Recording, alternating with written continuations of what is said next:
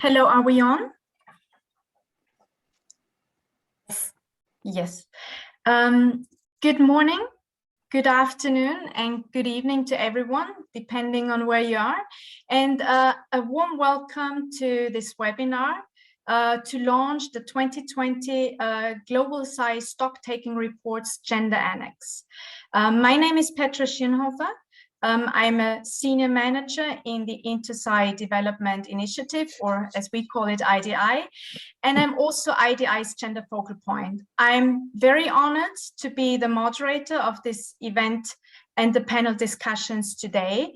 And I'm joined by wonderful panelists from the Inter-Parliamentary Union, the Parliament of Kenya, the Audit Board, and the Ministry of Women Empowerment and Child Protection of Indonesia, and two dear colleagues from IDI.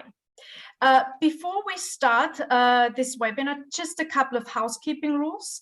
The webinar is recorded. There's interpretation in French, Spanish, and Arabic. So please make sure you click on the interpretation icon that you can see here in light blue, and that's easy to access, and just choose your language. Please also feel free to use the chat function for any comments or reactions.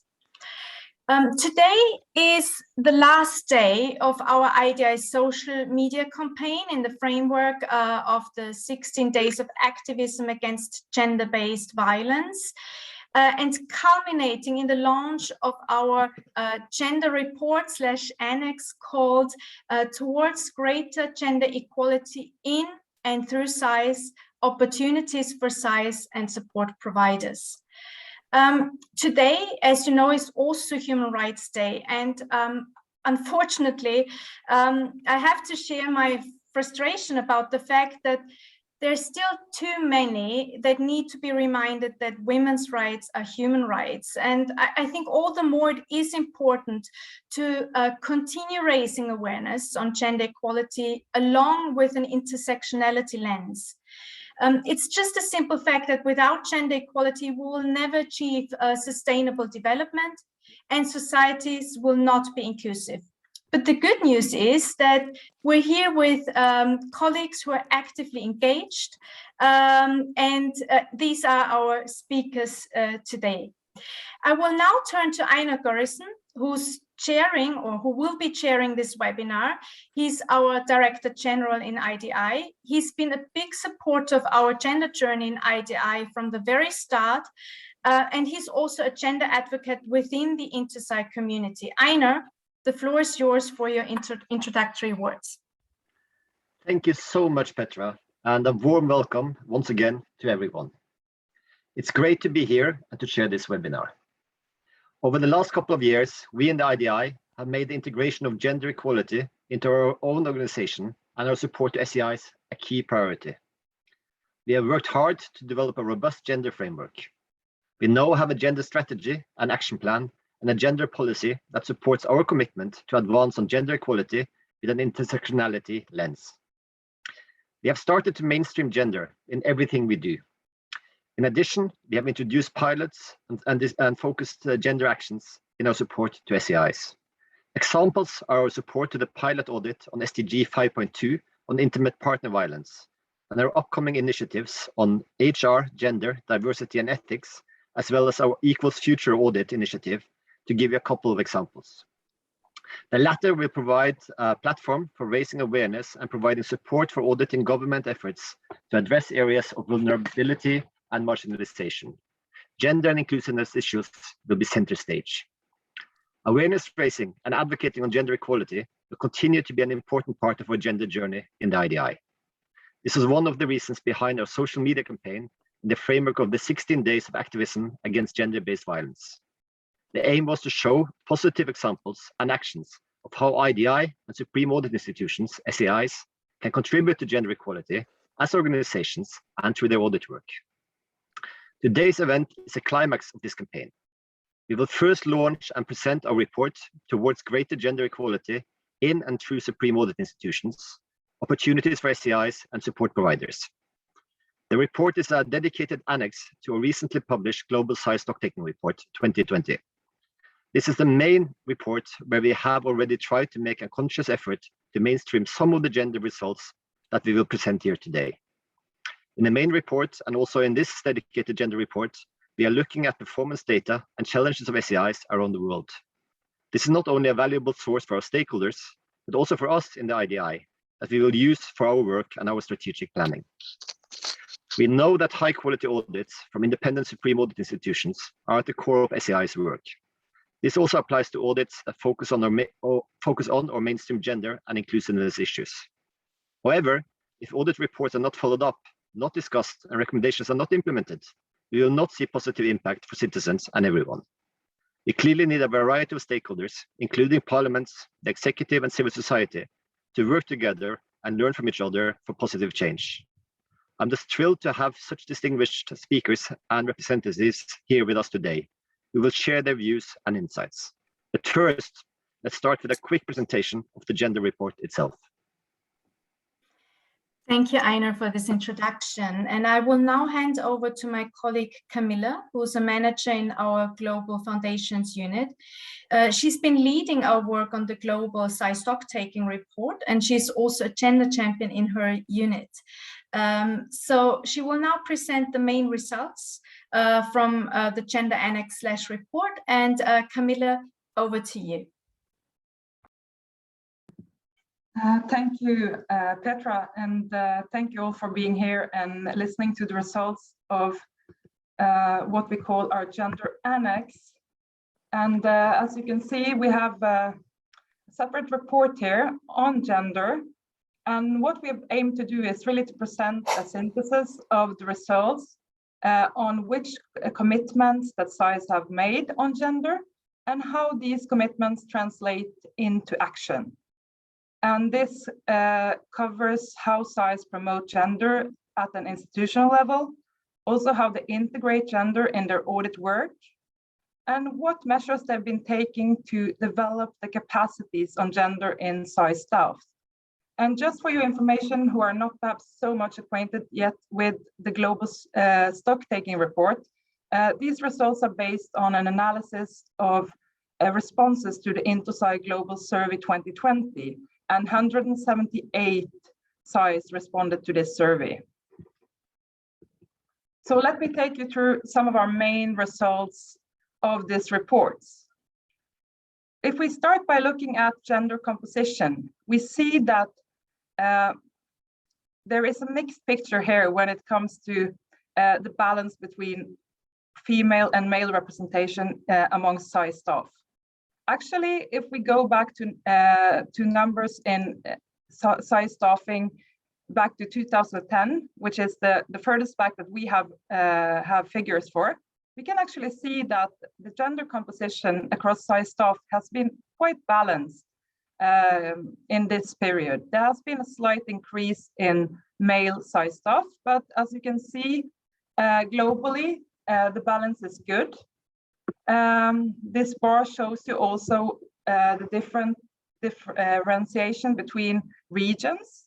And while the balance or the female representation in SAI staff is 49%, you can see that in some regions, the female representation is actually lower. So for example, in Krefjaf, also SAI and Arabo-SAI, it's significantly lower than the global average. We also see a bit more concerning issue, which is that this global gender composition or balance in gender composition doesn't really translate into the top positions in supreme audit institutions. And what we see is that there has only been a slight increase in female SAI leaders going back to 2010. And currently we see a number of 29% female SAI leaders globally.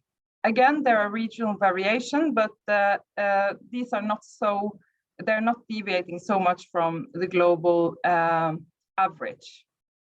What is perhaps more concerningly, when we know that SAI leaders are often appointed in a specific institutional context and perhaps sometimes politically appointed, is that we see that also there is a male dominance amongst senior management.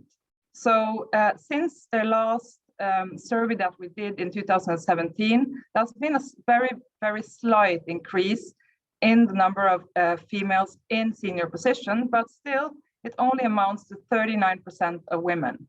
And we think this is a bit concerning because this means that women are not in the positions that are there to shape the future of the SAI, and they're not in the decision-making position, at least not so many women that we would like to see.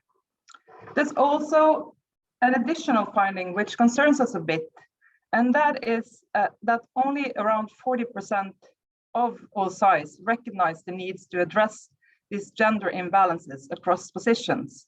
Of course, it could mean that they really don't recognize this as gender imbalances, but also it suggests that even across these positions, they don't see perhaps gender balance as something to pursue. So that is more concerning for us. Going on to look at the different aspects of gender measures in the Supreme Audit institutions, we see that one of our main messages is really that there are opportunities to integrate gender more on a strategic level. So globally, less than 1/3 of SAIs have any objectives related to gender equality in their strategic plan. And this is perhaps not so weird because less than 10% of SAIs have undertaken a gender analysis to inform the strategic plan. When it comes to other measures that we know are quite common to promote gender equality, we see that 29% of SAIs have a gender policy and 15% of SAIs have a gender strategy. And it has to be mentioned here that when it comes to the gender strategy, it's often the same SAIs who already have a gender policy who also have a gender strategy. So that means that probably those are the SAIs that already put gender on the agenda and who are prioritizing to implement measures for gender equality in the institution. We also see here that the regions Afro-SAI and CREFIAF are really front runners. For example, in Afro-SAI, 28% of SAIs have undertaken a gender analysis to inform the strategic plan. We also looked at the type of structures that SAIs can put in place to follow up and promote gender. And we see that 40% of SAIs have some type of gender structure in their institution. It could be focal points, it could be gender teams, or it could be other arrangements such as, for example, an equality board. Here we also see that the same regions are more advanced when it comes to doing this. We see, for example, that in CREFIAF, when we look at the SAIs who have both either a gender focal point, a gender unit or team, or both in CREFIAF, the Francophone African SAI-speaking region, we have 68% of SAIs actually having such a measure in place. And similarly, also the Latin American region of SAIs, OLACEFs, is very high with 45%, and Afro-SAI, English-speaking African SAIs, is also high with 44%. Moving on to the integration of gender in audit work.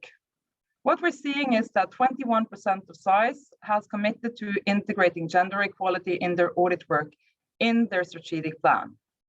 However, when we look at how this translates to action, we see that 24% of SAIs have undertaken a gender audit in the period that we're looking at, which is 2017 to 2019. We also see that when it comes to specific audits on the SDGs, there is the Sustainable Development Goal 5, which is on gender equality. We see that the Latin American region, OLACEFs, have 70% of SAIs saying that they have undertaken an audit on the SDG 5. And that has been done, they have been doing this audit in relation to the implementation of an audit on the preparedness of implementation of SDGs in the respective countries.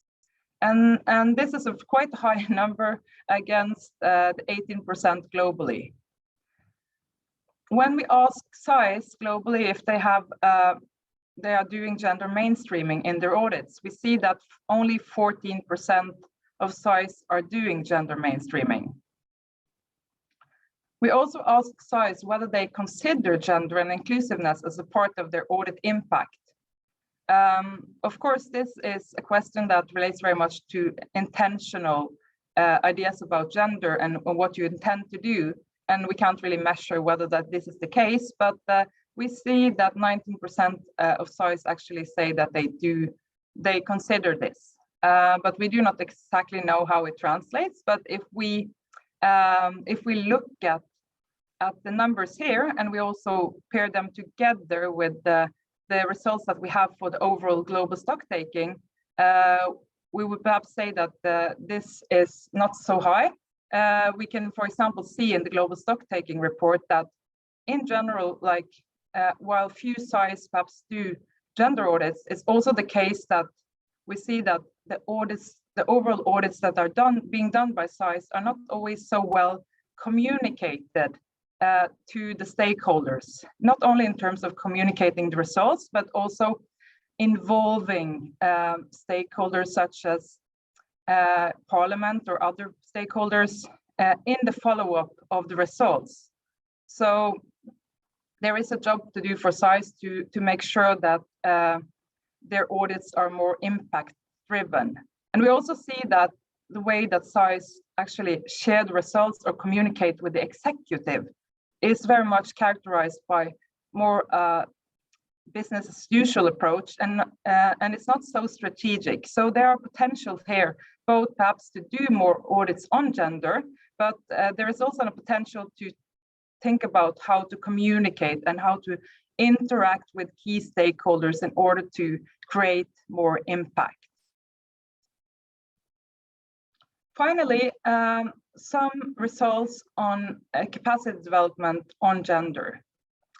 23% of SAIs say that in their strategic plan, they have committed to develop gender capacity among their staff. And the results here are quite interesting because they reflect a bit what we see in the other two areas. It's not very common to have received capacity development on gender in the preceding period that we have measured. In fact, less than 10% of SAIs have received capacity development support during that period, either on doing gender audits or implementing organizational processes on gender. When we look at the period that's coming ahead, we see that 25% of SAIs plan to develop their capacity on gender going forward. And we see that the number is a bit higher here, both in AFROSAI-E, CREFIAF, OLACEFS, and ARABOSAI. And interestingly enough, we see that these are also the regions that are already done most on gender.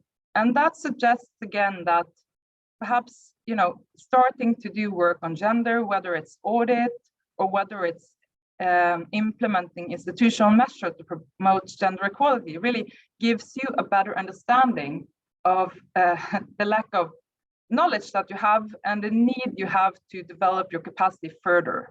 We also see that this relates also when we look at the different income levels that we group the countries in according to the World Bank groupings.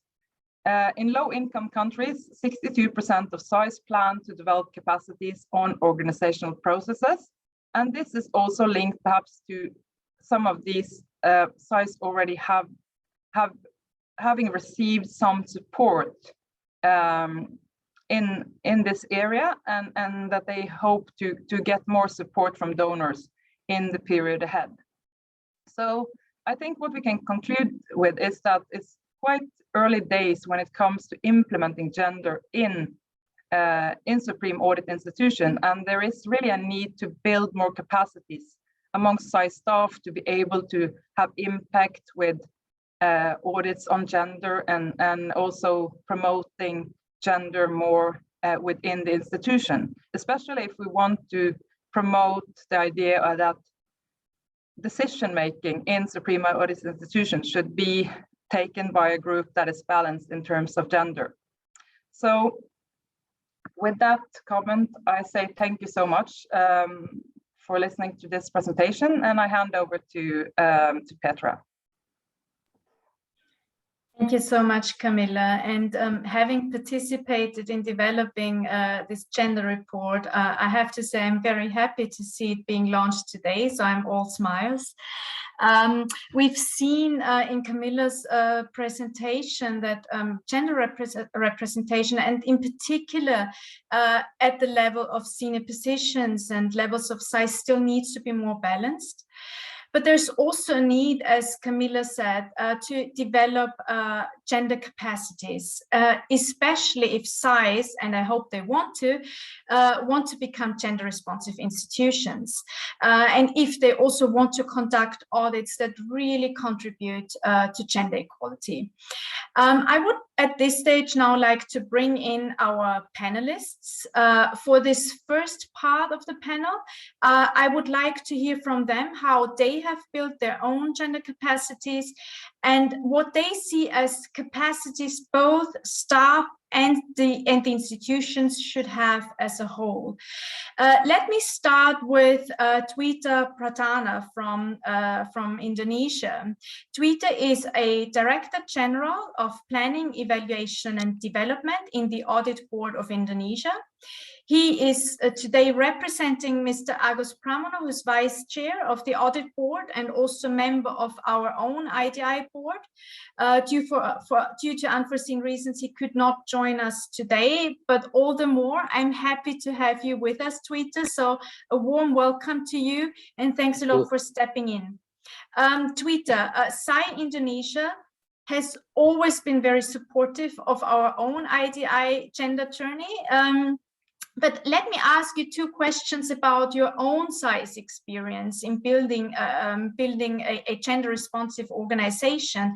So what processes has SAI Indonesia undertaken to become more gender responsive? And what do you see as most important capacities to become gender responsive in your SAI? Twita, the floor is yours. Thank you very much. First of all, allow me to congratulate the IDI for the Global SAI Stocktaking Report 2020 launched today. It is indeed marks a significant step and important role of the IDI, along with its partners in the accountability community, to then help build the SAI capacity in meeting their national mandate, as well as the Into-SAI principles, aligned with our common goals 2030 with no one left behind. It sounds easy, but it is if we hold on together. So, and today, the IDI bring us to one important topic or synthesis derived from the report, focusing on how gender commitment SAIs have made and put them into action. It is indeed my privilege to share Indonesian experience on how to become gender responsive institution. Of course, this is not the ideal one and may not fit to other SAIs due to different challenges, circumstances, and jurisdiction. Other SAIs may have much better strategic direction and implementation to become more gender responsive. And then let me start with the data.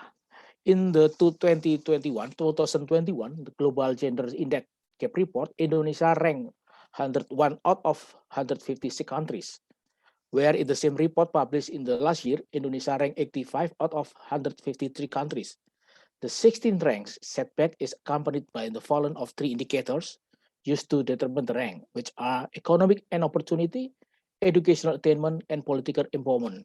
These figures, of course, become a wake-up call not only for the government, but also Parliament, Supreme Audit institutions, and all the society in Indonesia. So, each institution should start from within to be more gender responsive.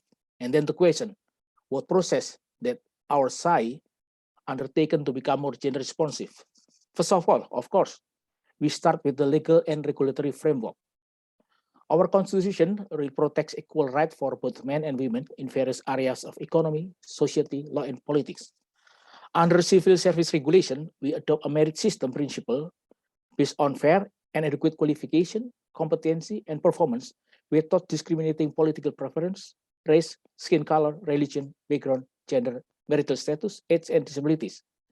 Then this regulation is followed by establishing the National Development Plan that integrate goals of the SDGs, including goal number 5 on the gender equality.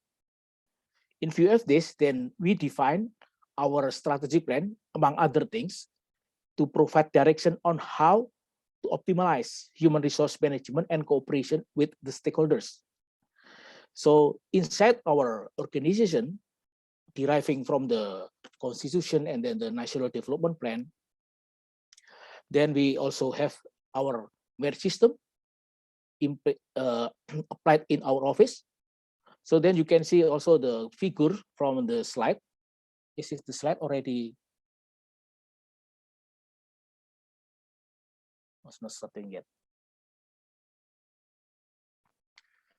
And then you can see from the figures that overall we currently hire 7,121 civil servants, and then it's comprised 43% female employees and then 57% male employees. So it's quite a balance according to this this statistic inside our office.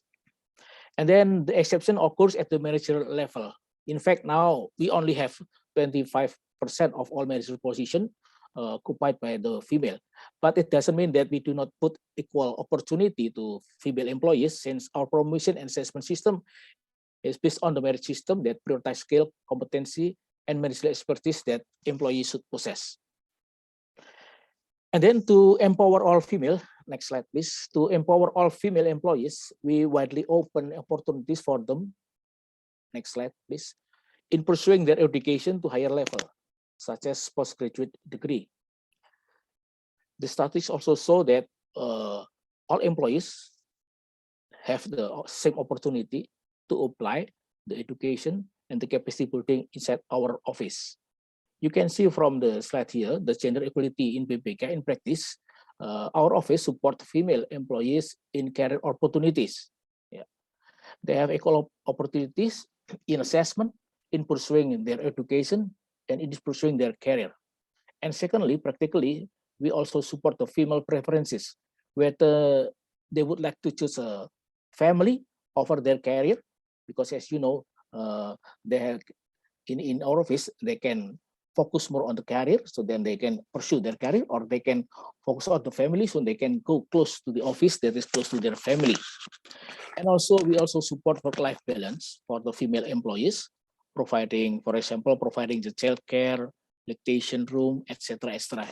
So, in addition to having the regulatory framework, and then also put it in our strategic plan, we also put it in the practice, daily practice on how to support the gender equality to make them very comfortable in working in our office. Next, please. So, in addition to that, we learned that the bilateral cooperation with the other SAIs is very important also to promote the gender equality in respective partner. In this case, we have a cooperation with the NL, Australian National Health Office. We put the gender equality requirement in this cooperation at the 3 levels. First, in the policy level, and then on the operational level, and then also on the rule and regulation.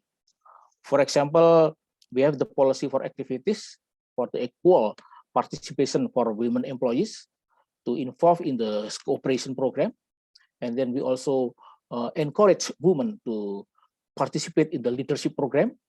And also we also encourage women with children to join this program. So we support all the gender equalities to be able to tap up for their career and also take part in the bilateral cooperation with other SAIs to improve their capacity building. Next. Then the second question, what does your organization see as the most important capacities to become gender responsive? Well, there is no secret recipe and there is no silver bullet of it. But then in addition to the regulatory framework and then the national development strategic plan, and also the practice that have been built into the system, but we are thinking on top of that, we learn that leadership commitment is a very, very important one. And then secondly, employee knowledge and commitment is also important to build the culture so that everybody have consciousness and capabilities regarding the gender equality. And then build on this culture, then hopefully the development of other organizational capacities can be more gender responsive. For example, creating the infrastructure, creating the guidelines, and then other organizational capacities that can complement for building the culture.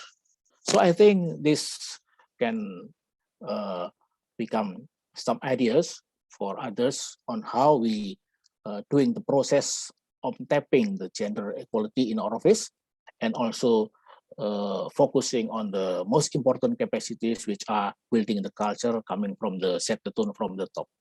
Thank you very much.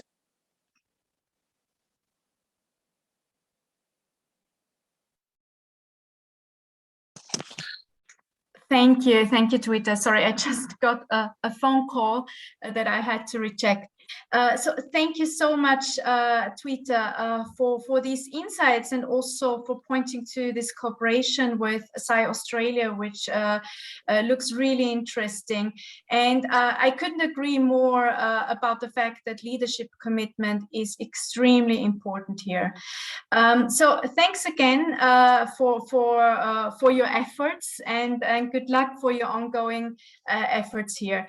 I'm now turning to Mariana Duarte from the Interparliamentary Union, or IPU.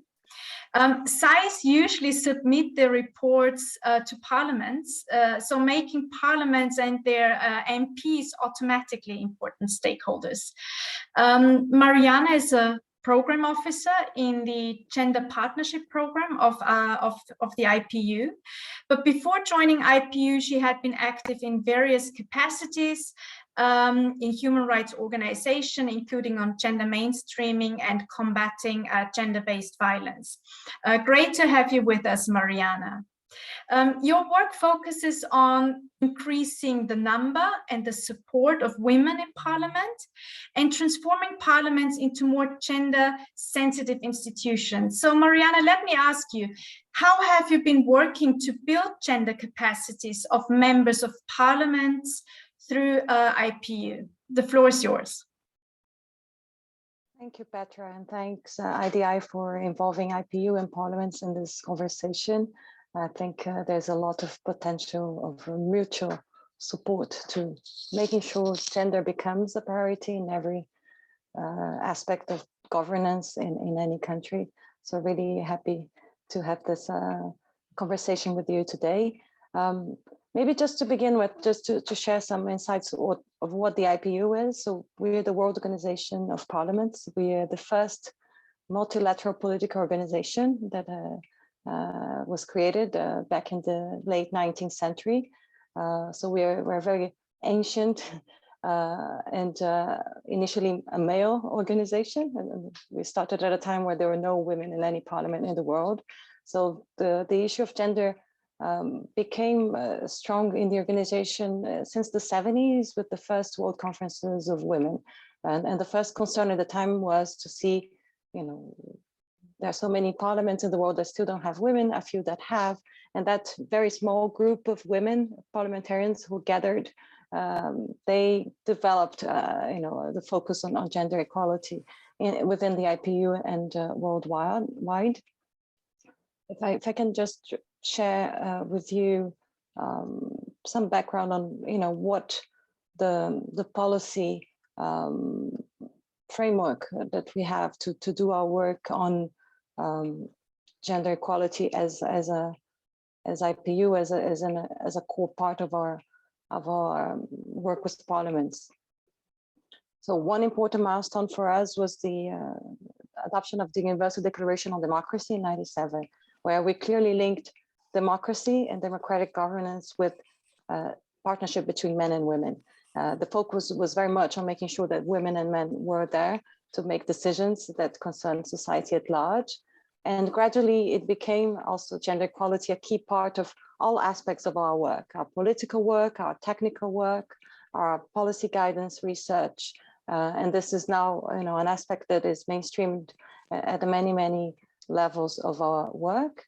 One important element also was the development of a gender mainstreaming strategy, a gender mainstreaming architecture with membership-led work that guides gender mainstreaming in our governance structures, in our work as a secretariat, in every aspect of our support to parliaments.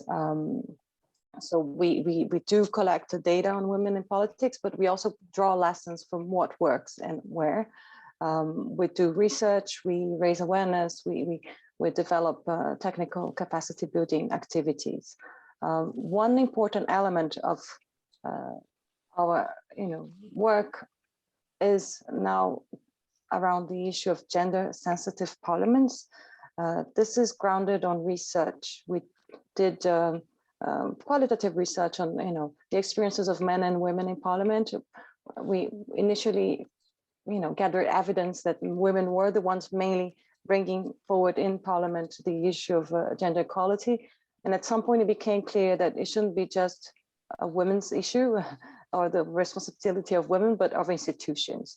So our members, through a very research standard setting process where we saw where good policies existed, what they were, what standards were out there already, and that could be commonly shared by all parliaments. So we had this plan of action for gender sensitive parliaments adopted in 2012 that looks at 7 areas.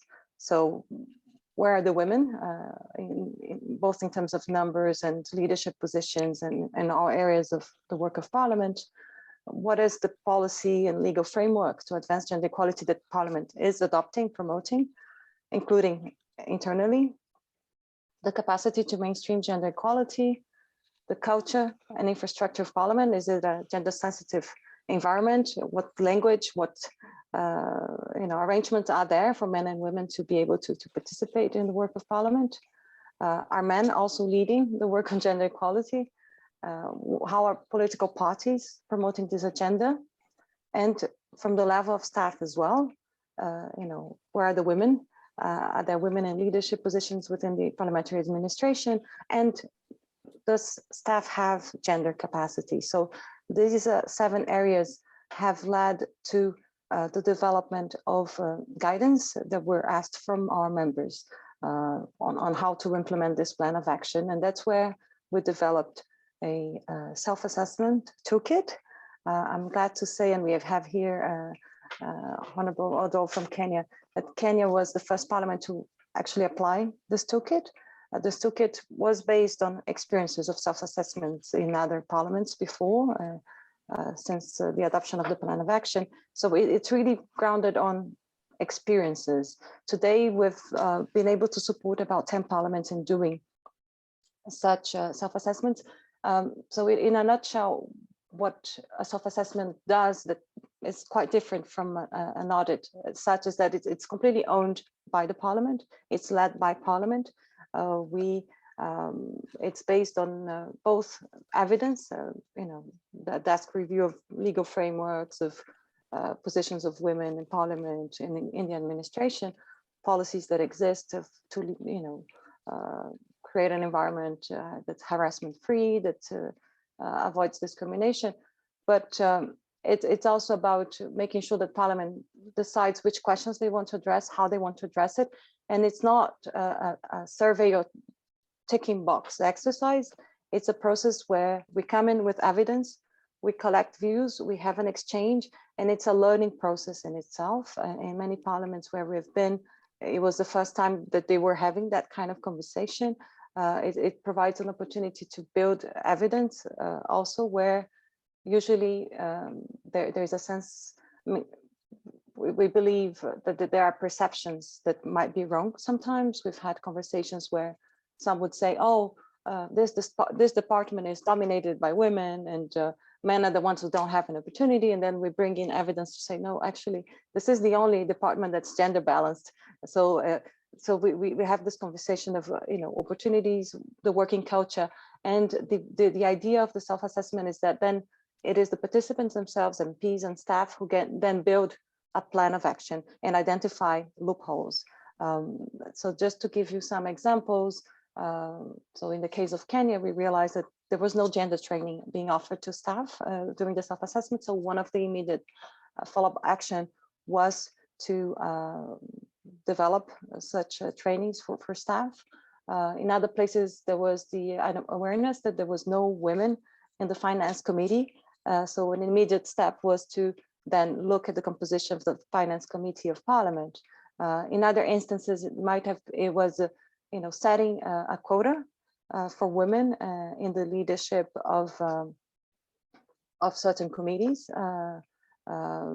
the standing committees of parliament, so that we ensured, that's the case in the Parliament of Uganda, where 40% of committees must be led by women or men. So we have this structure. So really, what I would say is useful is that it's not an external organization that comes, or the IPU would come as a facilitator, somebody who provides the standards that exist out there, and then each parliament decides what to implement. And the idea is to look at this wide range of areas, from percentage of women, participation of women, all the way to the infrastructure, the structures, the gender mainstreaming, capacity. And I must say that this conversation often leads to an overall conversation on the capacity of parliament as such. Another example I wanted to share was Namibia, where during the gender self-assessment, we talked about gender budgeting, and it became clear that the first step was to create a budget committee in parliament in the first place. And this was done after the gender self-assessment that we did there. So as a first step, in other places now, after self-assessment we did in Georgia, they realized that they really needed a women's caucus, so that the voice of women in parliament would help promote a gender agenda within parliament. So I think this is often, I mean, what we recommend parliaments do is, to do this stock taking exercise to then, start a reform process that really suits their needs, their ability to absorb new initiatives, and to embed as much as possible this culture of monitoring and evaluation internally that could be done on a regular basis, also to take stock of progress that's being made in a certain number of areas, and not to lose sight that this is an ongoing process as well. Maybe to conclude, as we were asked to share with you how we support parliaments to build the capacity on gender. So promoting self-assessments is one, and not sometimes the beginning of something. And on that basis, on the identification of needs and opportunities, then the idea is to go a few steps further. So we've been asked to support women's caucuses, gender committees to build their capacities, or to establish such bodies, to continue to engage men in the conversation on gender equality. So whenever we organize seminars for MPs, for example, after a review from an international organization on the compliance of the country with their gender committees, gender commitments, whether it's SDG 5 or the Convention on the Elimination of Discrimination Against Women, to look at, also one important element, which is policies internally to tackle sexism, harassment, and violence against women in parliament. We've done quite a lot of research and developed also guidelines on how to deal with that as a parliament, as a workplace, and as an important area, a leading area where parliament can show the way to maybe other government institutions,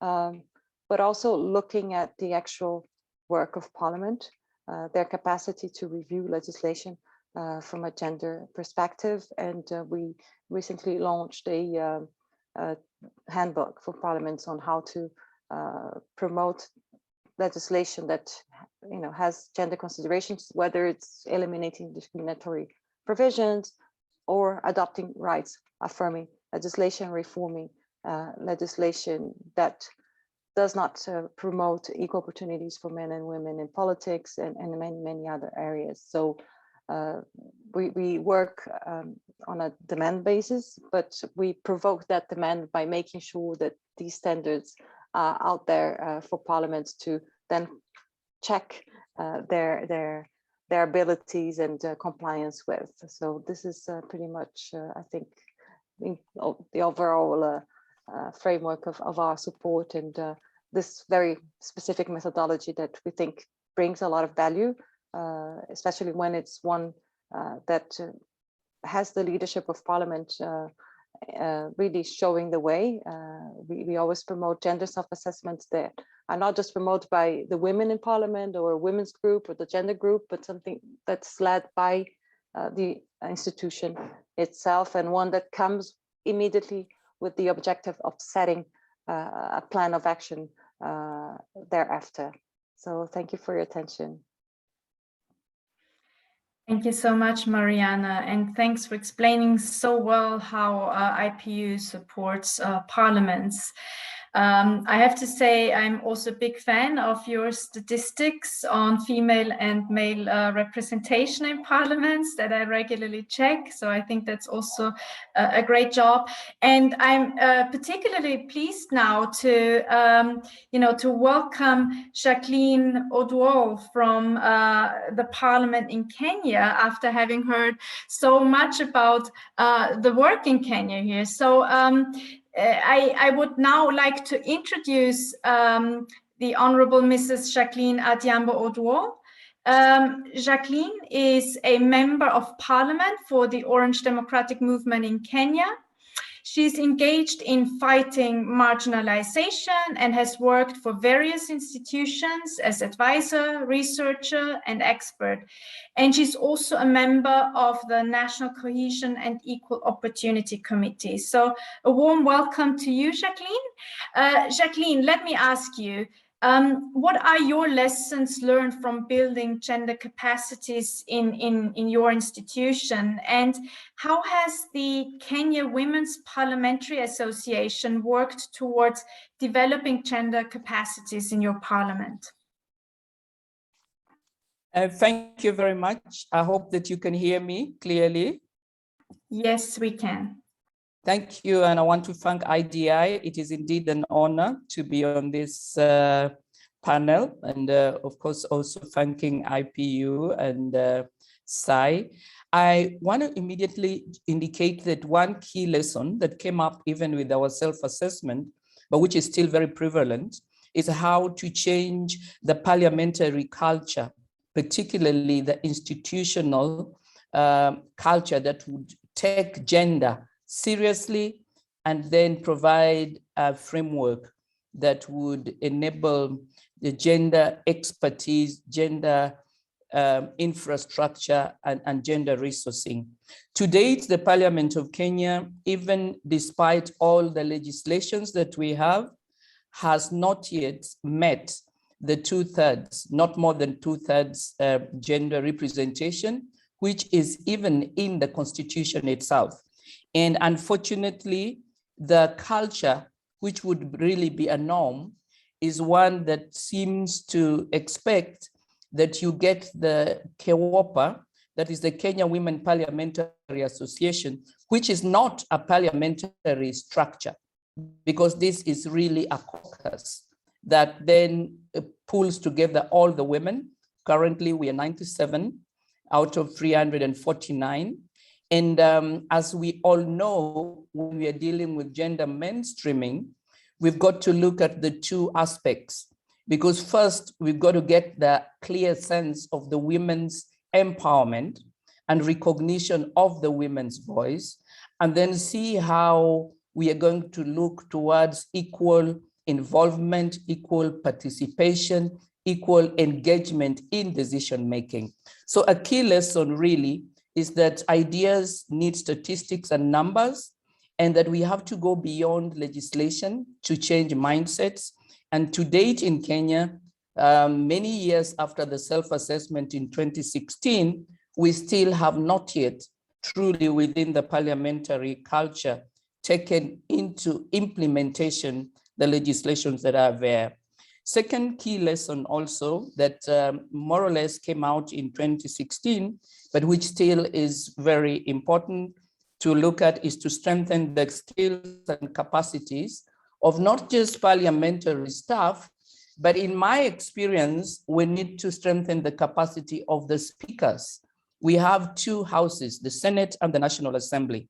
It is my experience that unless you are able to get the top management to buy into what would be the practice, what would be the change, what would be the significance, then you really are not going to make much progress. So I would say that as we talk about gender training, making it periodic, that as we do induction, when new members of parliament come in, when we have speakers who are appointed, that we ensure that the speakers of the houses themselves, as well as the chairs of the committees, are indeed enabled to understand what gender is, and in a way are persuaded by getting them to see the injustice, because wearing a gender lens truly means that you want to get a man or a woman to see the differential impact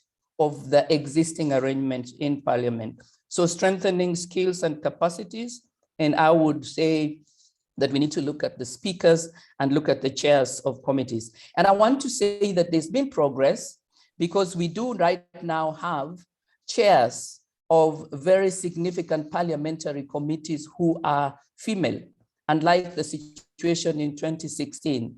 We have the chair of the Lands Committee, Honorable Rachel Nyamai, who is a lady and an honorable member elected in a constituency. We have the Honorable Gladys Wanga chairing the Committee on Finance, the Honorable Florence Mutua chairing Committee on Education. And another lesson that I would say as we look at this is to have clear formal policies in areas of gender equality. I think to date, we still don't get to send a strong signal of the seriousness, and we tend to mainstream women into what I could call muddy or dirty water. Because if you give the responsibility to KEWOPA, and KEWOPA itself is not a formal parliamentary structure, KEWOPA indeed does a good work. KEWOPA works with dynamic stakeholders. KEWOPA trains its members, but KEWOPA ends up in a way being ridiculed, because as we were seeking to ensure that Parliament would produce a mechanism that would enable the 2/3 gender rule, unfortunately, the gender identity of KEWOPA members is what got pronounced. And the female members of Parliament had to wine and dine the male members. And on the material day, we could see that they were taking this in a way that was very light. And of course, they more or less ran it out, so it was not taken into account. So I would say that clear formal policies that provide gender equality, and in particular, I would say that we would need to get a committee that would just deal with gender equality and ensure that this committee is linked to the serious Parliamentary Service Commission or the parliamentary structure. I would say that a third lesson is also one that is relating to issues that relate to harassment and discrimination.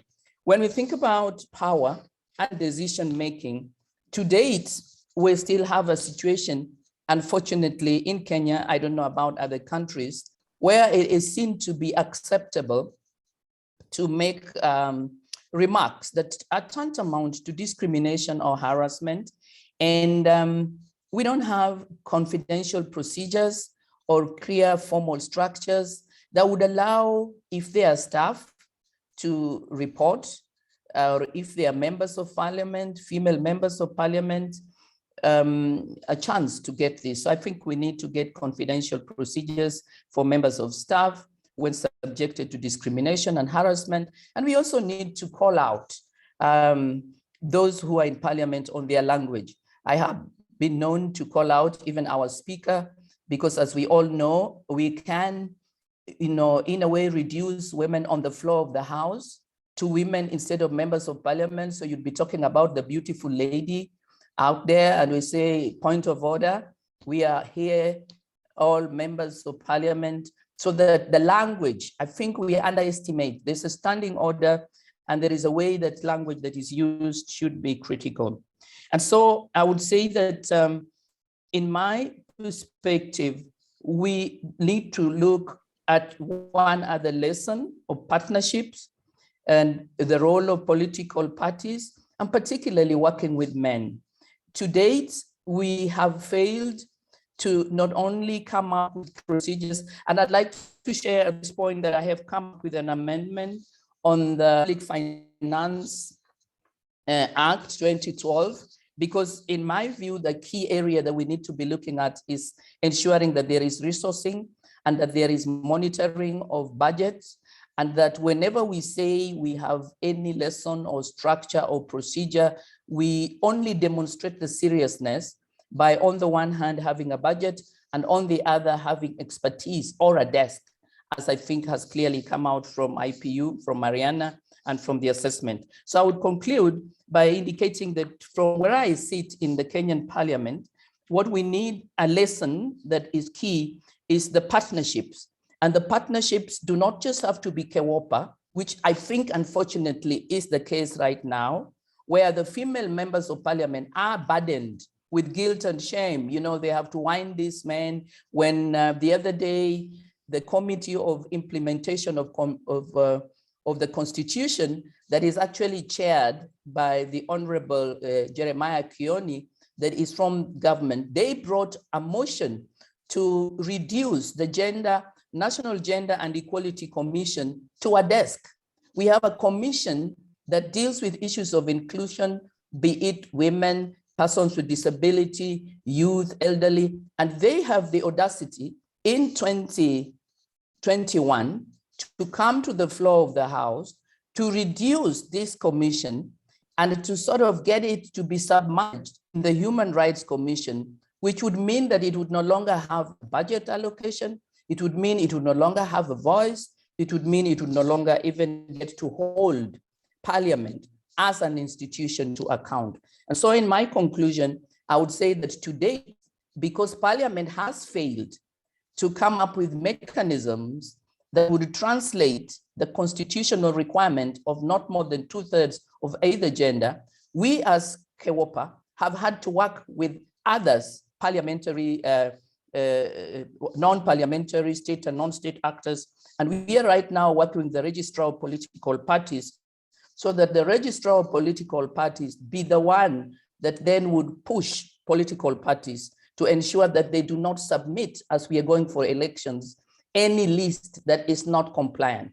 This would really be what, from my perspective, key lesson would be that we have to think of partnerships, and we must see the role of political parties, and we must see how we are working with men, and we would want to see how to ensure that we call men, especially men who have clout, to be the ones to champion women's rights, and that we would then get the other non-state actors, civil society, and especially women in the grassroots to hold these men, particularly political party leaders, to account. I think I would want to stop at this point and ensure that we don't lose the need to have clear formal policies and guidelines with regard to gender mainstreaming, and we don't forget that accountability and transparency of activities implemented by SAIs will only make an impact if we also have expertise or those within Parliament that constitute a desk that can then follow up, because gender is very specialized. It requires infrastructure. It is not something that anybody would just come and be in a position to make clear interpretation with. I think I want to stop at this point, and perhaps maybe if there are any issues later, I could come back in. Thank you very much. Thank you so much, Jacqueline, and thanks for pointing to so many pertinent issues. Language, resources, engaging men, that's also my experience. We need to engage men and also make it clear it's also in their interest to be engaged. It's not just a women's issue here. And the partnerships and also engaging leadership. I think Twitter already also pointed to that, engaging the speakers. So I think these are really, really important points, and thanks for pointing them out.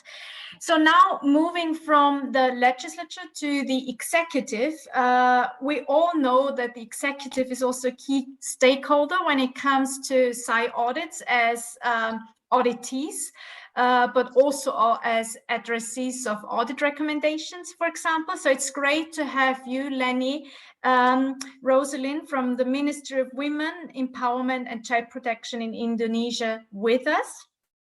Lenny is Deputy Minister for Gender Equality. She's also chair of the ASEAN Committee on Women. So great to have you with us, Lenny. And Lenny, you know, ministries usually, ministries working on gender issues usually have an important coordination role to play. So my questions to you will be, what have been the biggest lessons from your ministry in coordinating gender work in and with line ministries? And how can we change organizational cultures in a way that supports gender equality and building gender capacities? And I think Jacqueline also pointed to this very important issue. So Lenny, over to you. Yeah, thank you, Petra. Excellency, and Mr. Enar Gorison, Director General into SAI Development Initiatives, or IDI. Also, Excellency Camilla Fredrickson, who presented the report, the IDI report.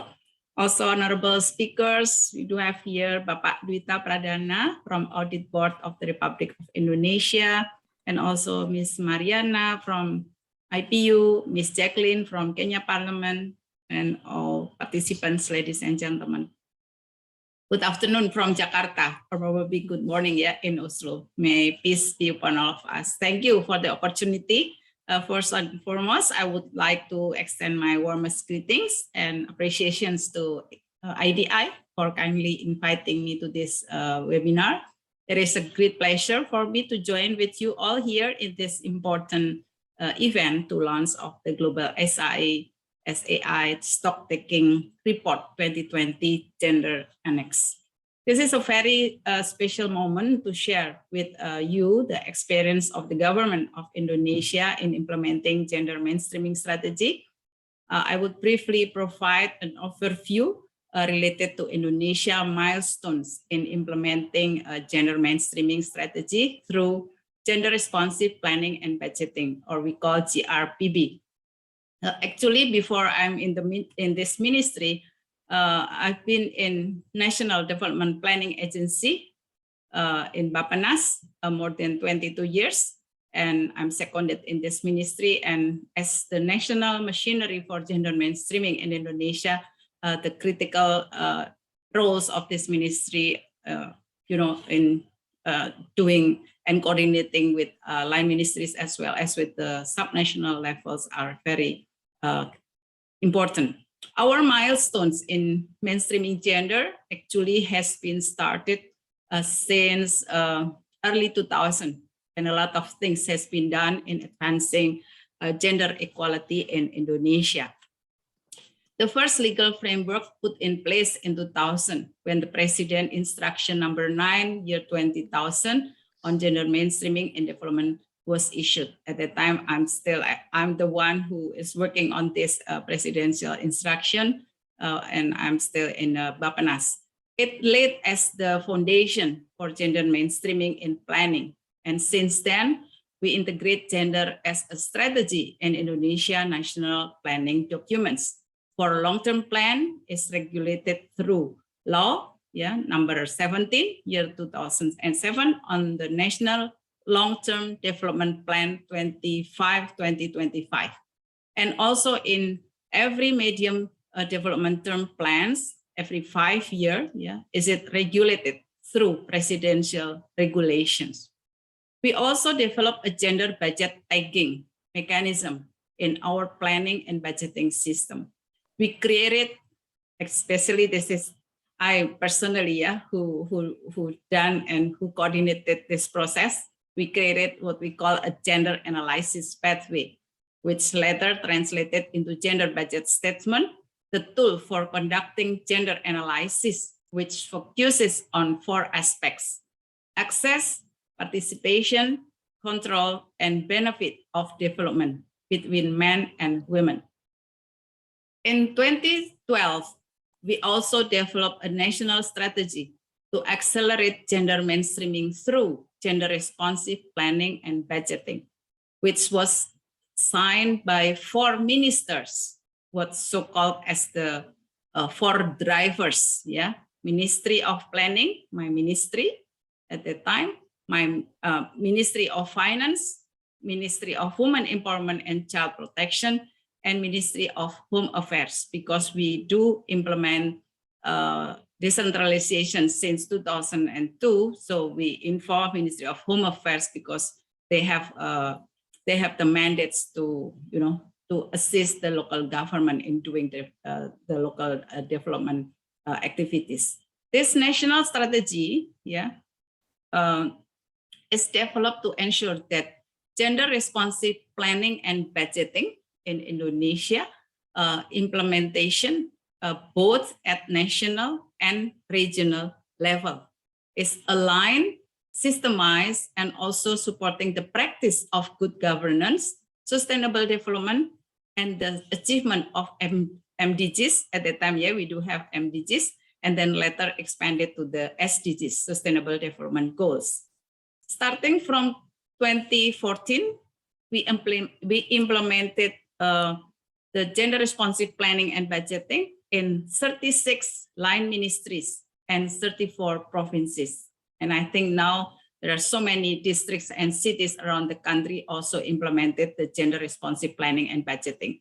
So we started to evaluate the implementation of the national strategy around 2016, 2017, and the findings made us clear that the gender-responsive planning and budgeting was advancing both at central and subnational governments, but we need a stronger legal framework and adjustment with the development of national policies and regulations.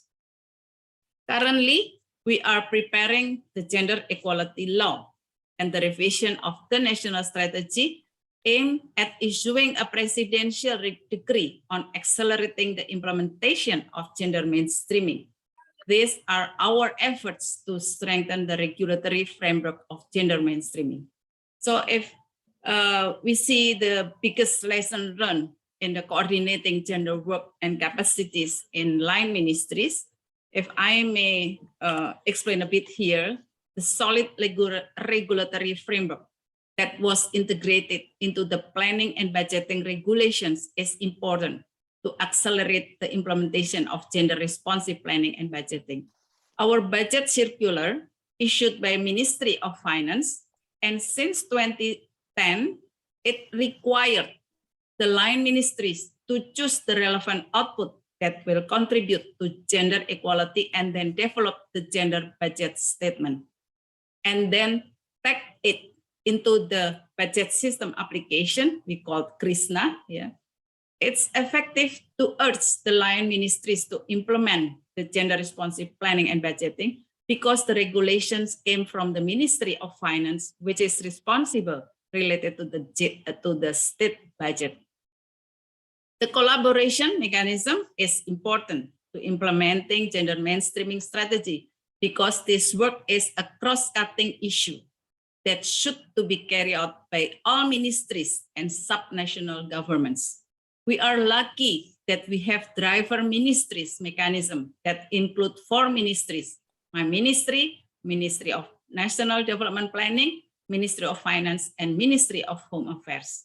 This mechanism is our effort to leverage the importance of gender equality issue. It opened the stakeholders' eyes that the gender equality issue is important so that the Ministry of Finance and Ministry of Home Affairs provide full support on this. The other benefit, the driver ministries mechanisms use the existing planning and budgeting system, and we add the gender perspective on that. It's more effective rather than we create a separate mechanism. Continued capacity building is important. We do understood that employee rotation in the government institutions often occur. Therefore, every year we conduct capacity building for line ministries as well as for subnational government staff to ensure that gender-responsive planning and budgeting can be implemented well and continuously. Reward mechanism is important to motivate the stakeholders in implementing gender-responsive planning and budgeting. We have a reward mechanism, namely Anugerah Parahita Eka Praya. This is in Bahasa Indonesia. We conduct this evaluation, using the indicators. And after more than 10 years of implementation, we saw that this reward mechanism is quite used successfully, increasing the motivation of line ministries and subnational government to implement gender-responsive planning budgeting. And the second question, how can we change organizational cultures in a way that supports gender equality and the development of gender capacities in public institutions? Here in our experience, it's very important to change the organizational cultures from at the top level. We heard from IPU, we heard from Kenya, and also from Bapak Dwita Pradana from SAI Indonesia. In the case of Indonesia, for example, our Minister of Finance and Minister of Environmental and Forestry are women. These two ministries have awarded Anugerah Parahita Eka Praya in mentor category, the highest categories, the highest category of this awarding system. We saw that the ministers provide full support of the gender-responsive planning and budgeting implementation in their ministries. They also established the similar award within their ministries so that it motivated their echelon 1 level, it's equal to the Directorate General levels, in implementing gender-responsive public planning and budgeting. So using the example from those two ministers to those two ministries, there are so many initiatives. And the leadership, I do agree with the previous speakers that the top level leaderships are also playing a very critical points here. So I will stop here, and of course for the next question we can extend. Thank you. I turn back to Patricia. To Petra, sorry. Thank you. No worries about the name. And thanks a lot for your insights, also for sharing about your work with line ministries. Also great to know there's a female finance minister. It's, as we know, quite rare to see that. So congratulations on that as well. So thanks so much everyone for sharing lessons learned, also giving advice on how to develop gender capacities. Another important finding, as was mentioned by Camilla in our gender annex, is that a few SAIs mainstream gender into their audit work. It's probably not that easy. And I think it also requires the capacities to do that. I would now like to focus on how we can better work together in applying a gender lens in our work, and in particular in relation to the SAIs audit work. And I can also see that we are a little bit behind schedule. So what I would like you to do is to maybe just in 5 sentences trying to respond to the questions, maybe highlighting the most important issues. And I can also see that Camilla started to respond to some of your questions in the chat. So thank you, Camilla, for doing that. So let me start this last round with Jacqueline. I would like to ask you, what do parliaments need from supreme audit institutions to carry out more effective oversight on gender equality? And to flip this around, maybe, how can MPs support SAIs in their efforts to hold governments accountable on gender efforts? Over to you, Jacqueline.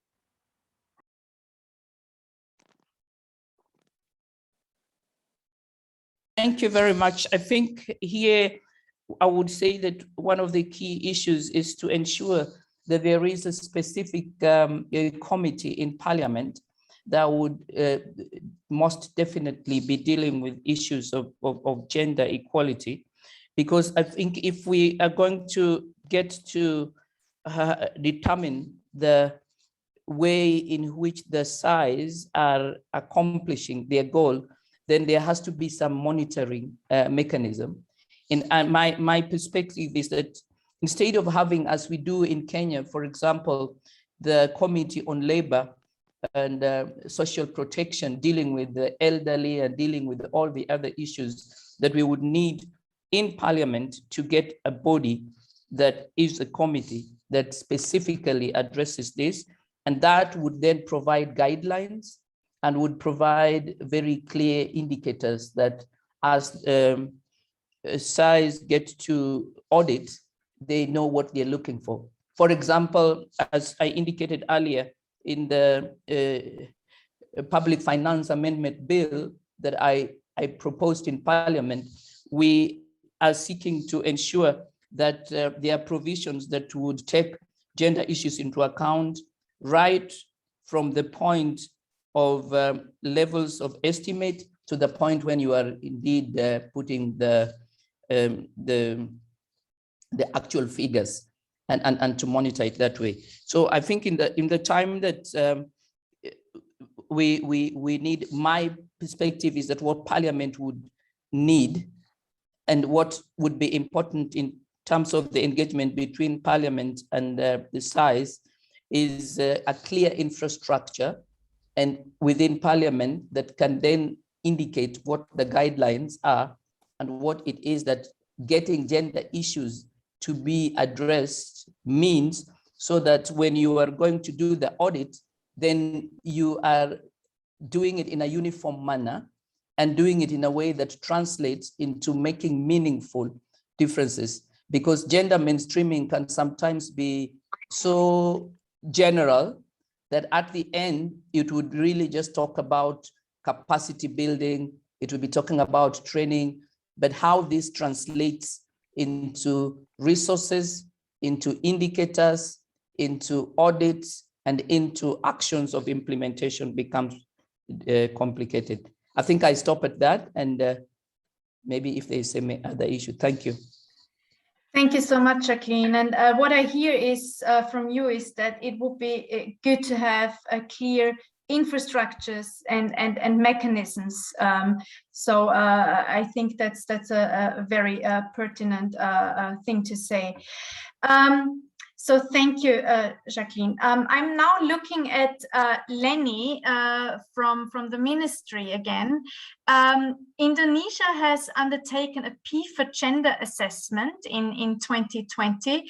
One of the first countries to do that, by the way. There are not that many who've done so. And this was to assess the overall performance on gender in the public finance management system of the Indonesian government.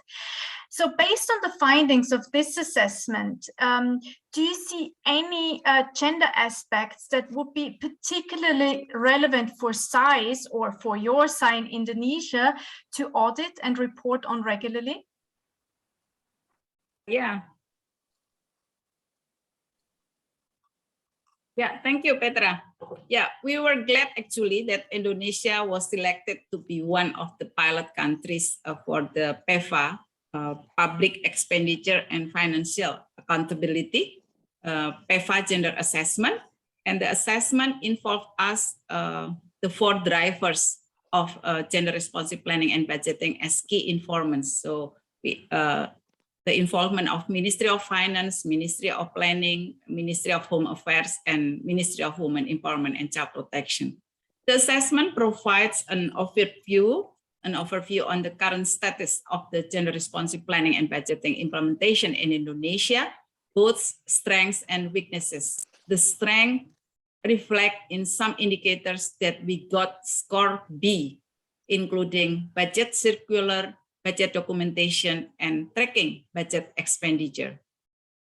In budget, a circular indicator, we got score B with the key findings that from 2010, budget circular content provision that each echelon 1, the highest unit within the ministry or state agency organization, to formulate and present the gender budget statement. All budget documentation should be accompanied by both budget tagging and gender budget statement. Indonesia gender budget statement format suggests minimum information to be included consists of output, situation analysis, budget, and outcome. Furthermore, gender responsive budgeting is among the themes of the state budget.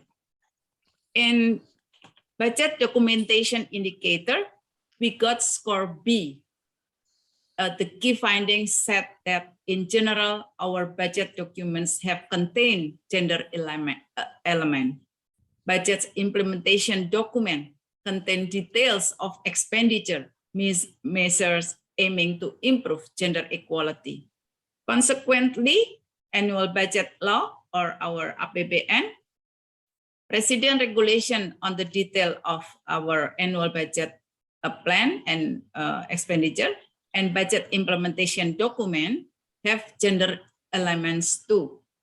Planning documents that include medium-term development plan or RPJM and 5-year strategic plan for line ministries, we call RENSTRA, and annual plan, we call RENJA, includes plans for gender responsive planning and budgeting that contain commitment to achieve gender equality. Whereas in tracking budget expenditure indicator, we got also score B with the key findings that expenditure allocations for gender equality are identified in the budget using budget expenditure line item or program codes.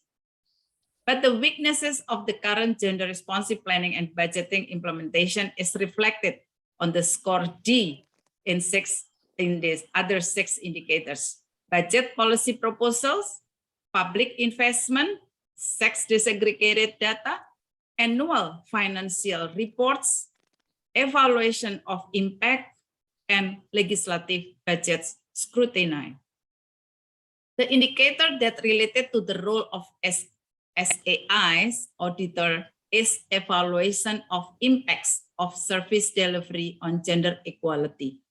Yeah, the 5th one. Yeah, we got score D for this indicator with key findings that the government has issued the guidance to conduct the evaluation on the implementation of gender responsive budgeting, but gender assessments are not done regularly and as part of the regular evaluation processes. So several programs evaluation from gender equality perspective have been done in the past 3 years in transportation, in education, but not on a regular basis. However, we have developed the guideline for the internal auditor, we call it APIP, in conducting oversight of the gender responsive planning and budgeting implementation. The guideline for internal auditor of subnational government released in 2014 and followed by the guidance for the line ministries internal auditors in 2016. From these findings, we got insight. So sorry to interrupt you. I just see we have 6 minutes left, so it would be great if you could summarize to give Twitter also the possibilities to intervene. Yeah, from these findings, we got insight that we should strengthen the evaluation stage of the GRPP implementation. And currently, the driver ministries, led by national development planning agencies, are preparing the national strategy of the acceleration of gender mainstreaming implementation. And one of the key area is enhancing the auditor role of Supreme Audit Institution, in this case, the SAI or PPK. So we expect that we could discuss with PPK and the team to follow up our discussion today on how we start soon to enhance the role of BPK auditor by doing performance audit on our gender responsive planning and budgeting implementation, both at line ministries and subnational governments. How the gender lens should be applied by BPK in their audits, where to put emphasis when doing gender audits to ensure gender responsiveness in all parts of the audit accountability chain, and to ensure the recommendations are of value to the auditee and to citizens at large. We also invite ADI to provide technical assistance for us in the process of developing the guideline of performance audit for SAI auditor, as well as sharing international good practices on this area. Thank you very much, Petra. Okay.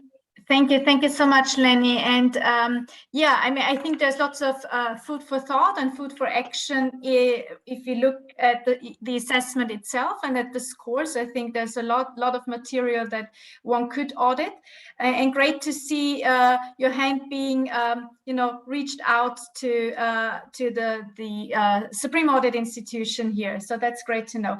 So just a last quick intervention from Twitter. We have only a couple of minutes left, but I would like to ask you about your experience in addressing gender issues in audits and bringing your findings to stakeholders such as the ministries or parliaments.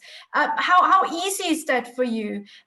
We also have a question for you, Twitter. I don't think we'll have time to answer it here. It's about the merit-based approach of your SAI. So maybe you could answer that in the chat, but maybe just 2 sentences on these questions before I hand over to Einar. Well, for the question in the chat, I already responded regarding about this issue on the audit. Well, it is a thematic audit. So whether it is a gender issue or any other issue, as long as this is the priority of thematic, we're doing the same process of the audit. And then we discuss with the audit entities, and then also we bring it to the table to the parliament and then to executive, and then we just simply follow the normal audit process. So whether it is gender or not is gender, all the thematic audit will become the priorities for the audit, and then everybody will follow the rules. Thank you. Thank you, and sorry for rushing you here a little bit. My job would have been to summarize the discussions and the input. I think there's no time to do that, and I think we've seen so much input, and maybe I wouldn't even do justice to all of you. So instead, I would like to quickly hand over to Einar, who's chairing this webinar, for his maybe his reflections in terms of what these discussions mean for IDI and his closing remarks. Einar.